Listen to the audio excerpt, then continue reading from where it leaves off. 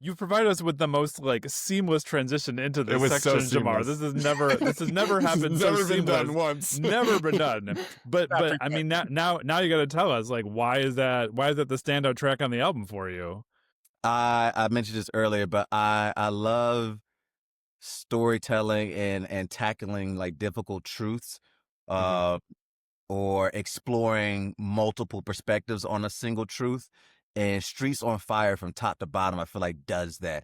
He's painting this almost like apocalyptic world where something tragic is going on, a pandemic, AIDS, government taking over things and manipulating the masses. And he tells his story, at least of what I hear, of like multiple people having different perspectives on who's to blame for what's going on, how to protect yourself doing this, from little boys blaming little girls, preacher man's preaching it's going to kill your soul, bum saying it's the whole wide world, nuns blaming whores blaming nuns.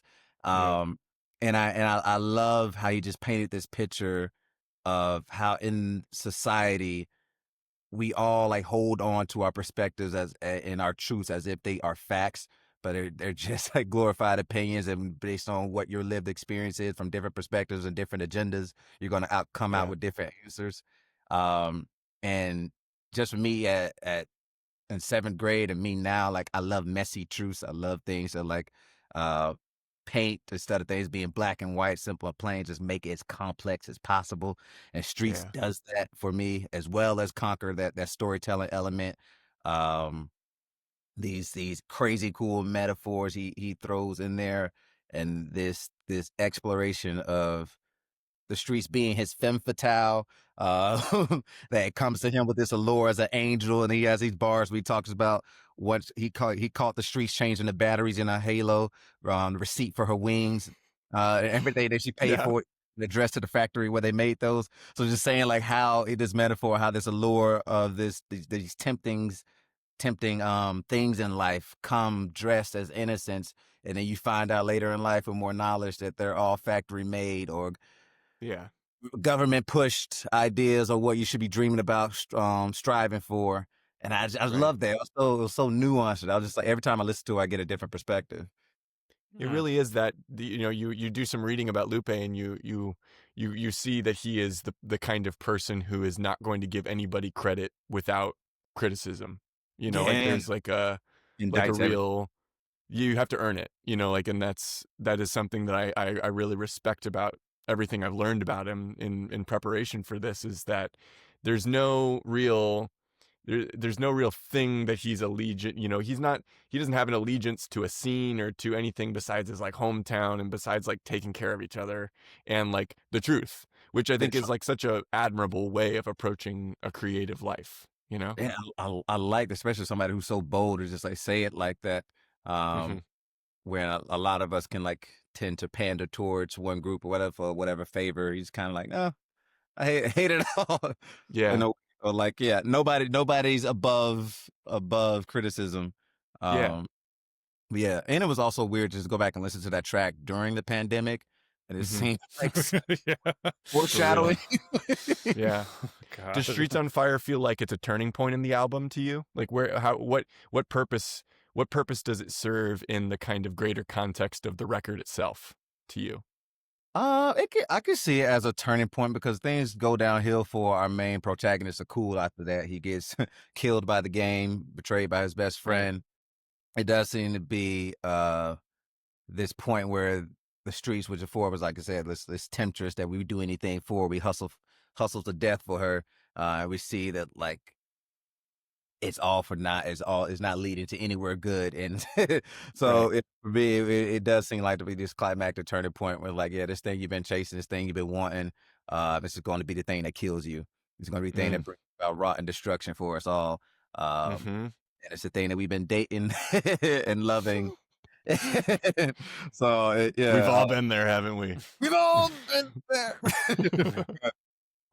Maybe this is a weird comparison, and I don't know, Jamar, how familiar you are with this album, but as I was listening to it, I was sort of wondering if this is like a 2000s hip hop version of Janet Jackson's Rhythm Nation 1814.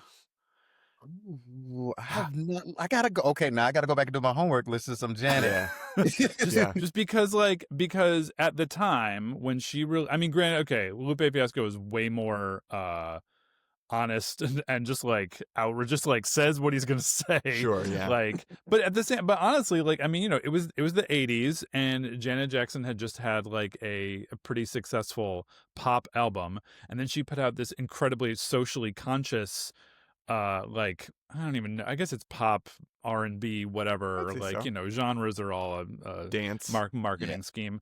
Yeah. But like, I mean, but it was sort of like an unexpected thing. I think everyone thought it was going to be like the death of her career because she decided to make this album, this highly like stylized aesthetic for it, and but everything about it was sort of like incredibly socially conscious. Like, it all fit together as an album. It wasn't really a story, but it just made me think about, you know, whenever artists are being socially conscious, like, where is the lineage in that? I don't know, just something, it just struck me because I think maybe that's my touch point for this album, was like, oh, it's kind of like, I mean, kind of like Janet Jackson, because she's I see also it. like gay icon, and that's a whole other thing, but whatever. Yeah. You know. Love me some Janet. So I need to go back and listen to that album and go right into the Cool afterwards and listen and hear that. You'd appreciate it. It's a good record. Ooh, Yeah. It was the second album to join the Pantheon. It was. Here, this one goes to 11. Early days. Early wow. days. Oh, Those heady days. Those heady days of recording in my Just a basement few. in Philadelphia. Right. oh my gosh, how far y'all have come. We'll put that on your list of the things to share with you after this is a little bit of Janet. That would be a fun thing that we would start to do. Maybe we tease that, is that we each leave our guests with an album recommendation. Wouldn't that be a fun little thing? No. I kind of like that. Maybe we'll start doing that with you, Jamar. Maybe that's what we'll. You never knew bit, baby. We gotta have bits. Okay, so we asked you to nominate albums that you believed were perfect, and kind of in the in the course of our conversation so far, you've been talking about things that you love are messy and complicated and contradictory, and I love all that. So where does the idea of perfection, how does that dovetail with your desire for imperfection and your desire for messiness? Ipso facto, what did you assess, what were some of the standards that you were using to choose the albums that you were going to nominate for us? One thing that stood out the most to me is just like the impact the album has had on my life as a whole. Yeah.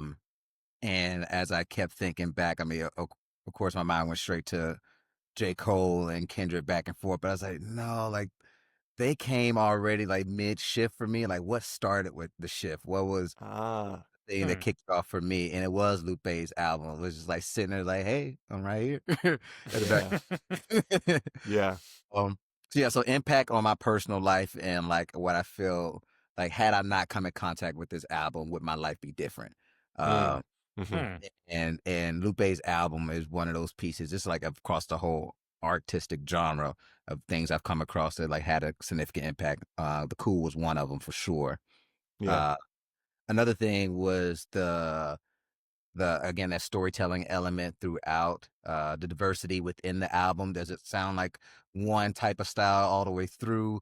Is there or is there more variety from track to track?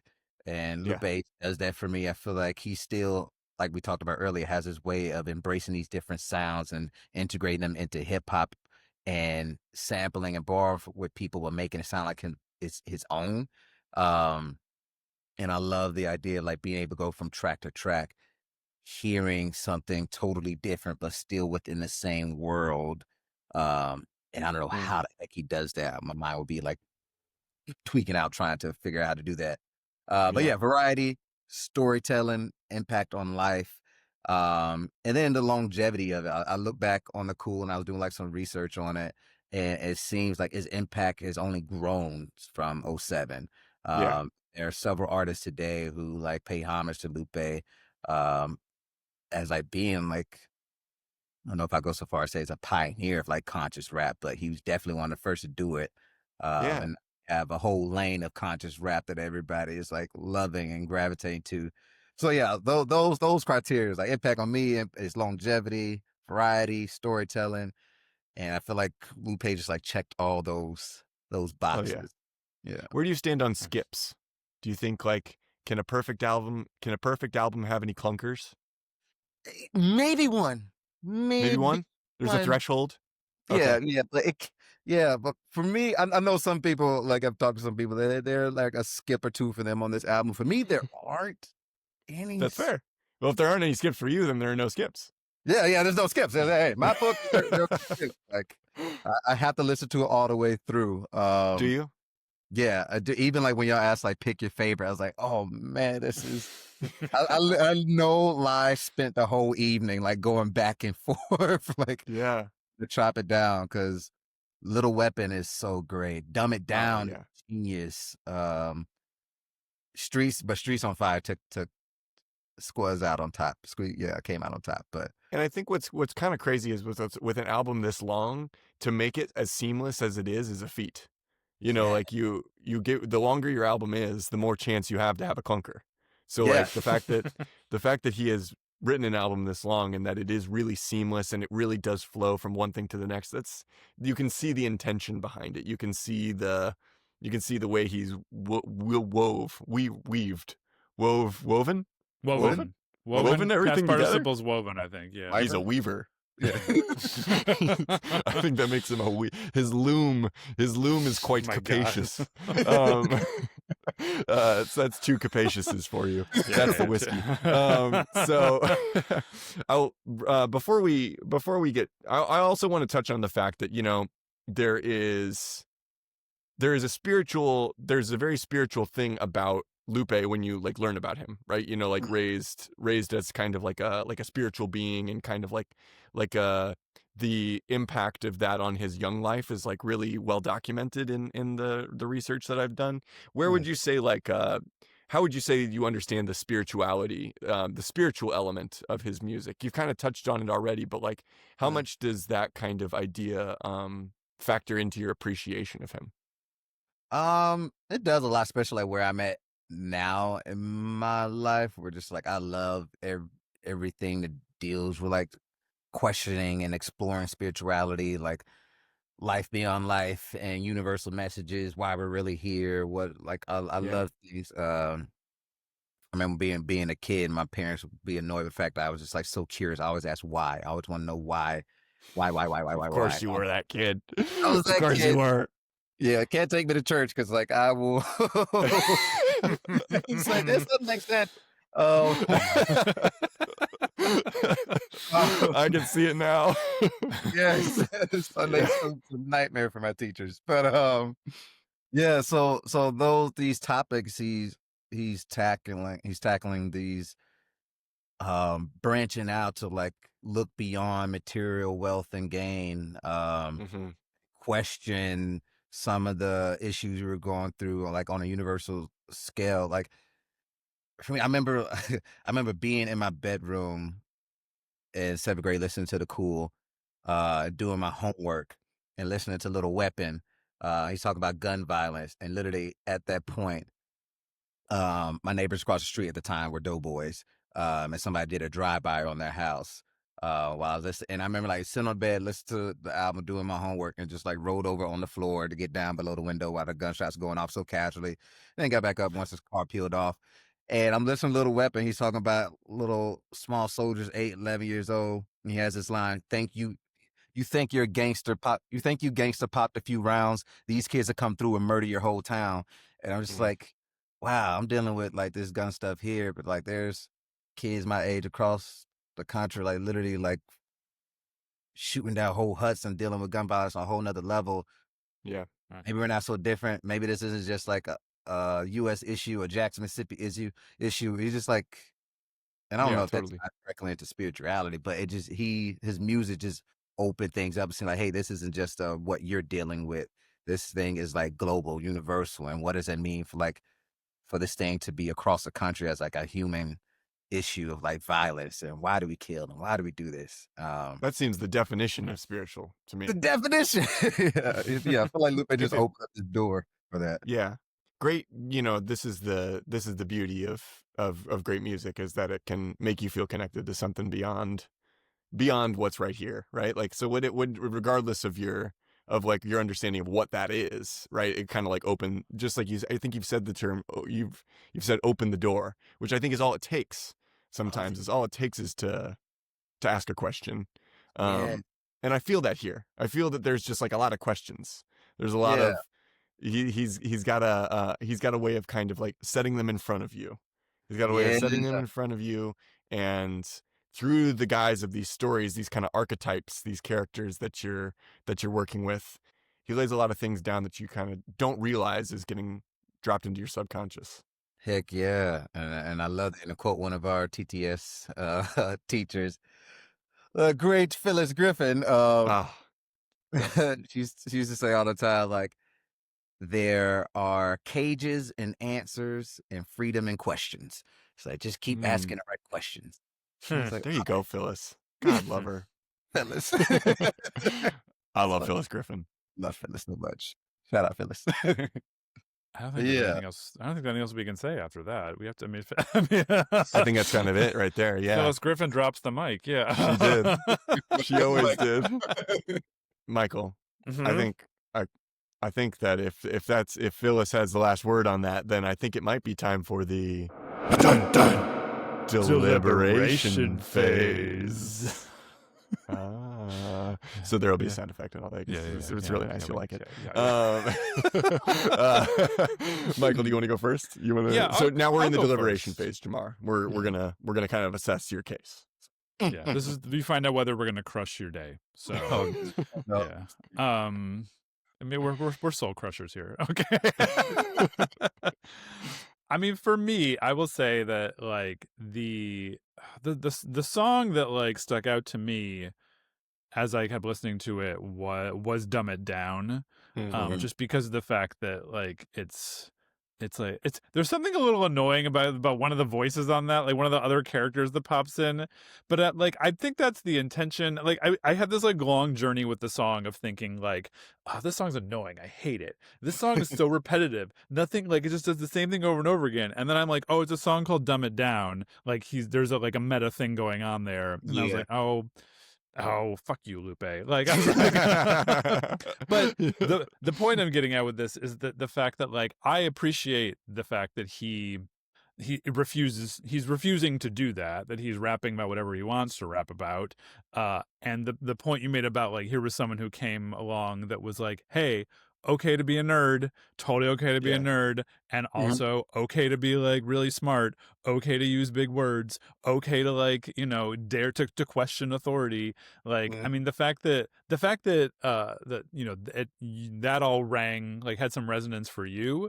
Like, I mean, I'm always a sucker for someone I'm always a sucker for people who embrace their inner nerddom because, hello, welcome to group. But also like, but another also Phyllisism right there. Yeah. Another Phyllisism is welcome to group.